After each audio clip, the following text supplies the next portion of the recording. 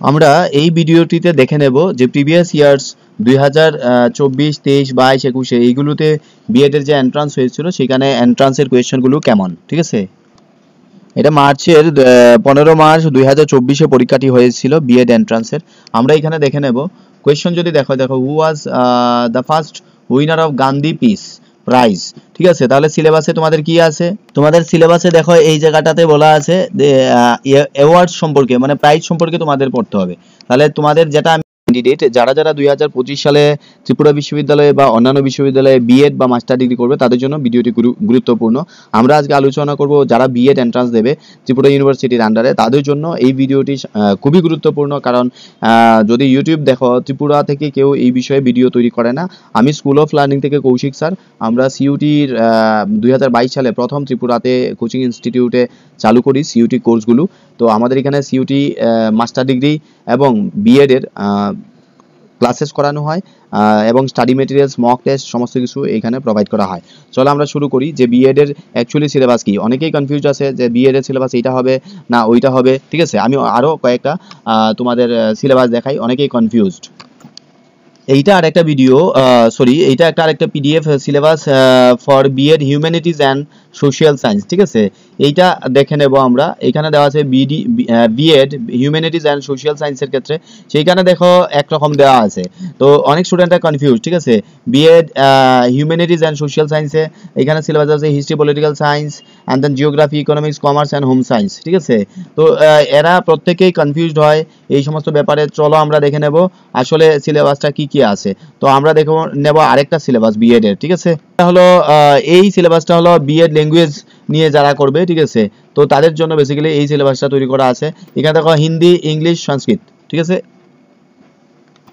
এই সিলেবাসটা দেখো সায়েন্সের জন্য, বিএড সায়েন্স যারা করবে সায়েন্সের স্টুডেন্টদের জন্য এখানে দেওয়া আছে কি botany, zoology, chemistry, physics, home science, computer science. তো আসল ঘটনা হলো কি শুধুমাত্র বোটানি পড়ে বিএড করবে না, সেই জিনিসটাই তোমাদের বোঝানোর জন্য আমি আজকে এখানে আলোচনা করব, ঠিক আছে। তো দেখে নাও প্রথম যে ভিডিওটাতে আমরা দেখিয়েছিলাম, প্রথমে এটা দেখিয়েছিলাম তোমাদের, ঠিক আছে। বিএড, হ্যাঁ, বিএড এর জন্য টিচিং অ্যাপটিটিউড ইজ কম্পালসারি। দেন তোমাদের জিকে রিলেটেড তোমাদের পড়তে হবে। এবং এইখানে এইগুলোর মধ্যে আমরা একটু ডিফারেন্স দেখে নেব যে আসলে আমার ম্যাথমেটিক্স কি পড়তে হবে। আমি তো আর্টস থেকে বিলং করি, অবশ্যই তোমাদের ম্যাথমেটিক্স পড়তে হবে না। তোমাদের জন্য অপশন থাকবে এখানে, ম্যাথমেটিক্সের পরিবর্তে তুমি কি সোশ্যাল সায়েন্স তোমাকে দিতে হবে, ঠিক আছে। এখানে দেখো সায়েন্স এন্ড এনভায়রনমেন্ট আছে, সেখানে তুমি সোশ্যাল সায়েন্সের কোয়েশ্চেনগুলো আনসার করবে, ঠিক আছে। Art, music, yoga, theatre, sports এগুলো তোমাকে করতে হবে না। চলো আমরা এই রিলেটেড কোয়েশ্চেনগুলো দেখলে পরে আমরা বুঝতে পারবো আসলে কি এইটাই সত্য না কেমন। চলো আমরা এই ভিডিওটিতে দেখে নেব যে প্রিভিয়াস ইয়ার্স 2024, 23, 22, 21 এইগুলোতে বিএড এর যে এন্ট্রান্স হয়েছিল সেখানে এন্ট্রান্সের কোয়েশ্চেনগুলো কেমন, ঠিক আছে। এটা মার্চের 15 মার্চ 2024 পরীক্ষাটি হয়েছিল বিএড এন্ট্রান্সের। আমরা এখানে দেখে নেব কোয়েশ্চেন যদি দেখো who was the first winner of Gandhi peace prize, ঠিক আছে। তাহলে সিলেবাসে তোমাদের কি আছে, তোমাদের সিলেবাসে দেখো এই জায়গাটাতে বলা আছে অ্যাওয়ার্ড সম্পর্কে, মানে প্রাইজ সম্পর্কে তোমাদের পড়তে হবে। তাহলে তোমাদের যেটা আমি বলেছিলাম যে সিলেবাস বেসিক্যালি চেঞ্জ হবে না, যা আমি বলছি সেইটাই বেসিক্যালি তোমাদের সিলেবাস, ঠিক আছে। এখানে তোমার arrange the given Bharat Ratna awards in chronological order according to their year of receiving award, তাহলে এখানে দেওয়া আছে। তো এই কারণেই বলছি যে তোমরা যারা বিএড করতে চাও, ঠিক আছে, এন্ট্রান্সের সিলেবাস যেটা আমি বলেছি সেইটাই তোমাদের পড়তে হবে, ঠিক আছে। এছাড়া কোনো ধরনের এখানে কিছু নাই।